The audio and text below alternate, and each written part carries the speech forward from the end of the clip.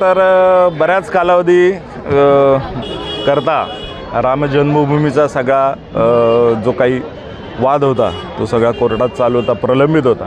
अनेक वर्षांनी सुप्रीम कोर्टाने याबाबतचा निकाल दिला आणि जे अनेक भारतवासियांनी जे स्वप्न बघितलं होतं, अनेक कारसेवकांनी जे स्वप्न बघितलं होतं की मंदिर वही बनाएंगे या दृष्टिकोनातून जे स्वप्न बघितलं होतं ते स्वप्न आज त्यांचं पूर्ण होत आहे। आज प्रभू श्रीरामांच्या शिलान्यास तिथे त्या मंदिराचा तिथे होत आहे, तिथे त्यांच्या मूर्तीची प्रतिष्ठापना होत आहे। खरं तर प्रत्येक भारतवासियाकरता, प्रत्येक हिंदूकरता ही एकतर आनंदाची आणि अभिमानाची गोष्ट आहे। आणि सन्माननीय राजसाहेबांनी आव्हान ज्याप्रमाणे केलं होतं की अनेक कारसेवकांनी याकरता त्याग केलेला आहे, आपली मेहनत दिलेली आहे, आपलं बलिदान दिलेलं आहे, त्या सगळ्यांना एक त्यांच्याप्रती एक कृतज्ञता व्यक्त करण्याकरता कुठलाही इव्हेंट म्हणजे या सगळ्या गोष्टींचा जो काही सध्या इव्हेंट चालू आहे तो इव्हेंट न करता खरोखर त्या कारसेवकांप्रती एक कृतज्ञता व्यक्त करावी म्हणून आज प्रभू श्रीरामचरणी आम्ही महाआरती केलेली आहे।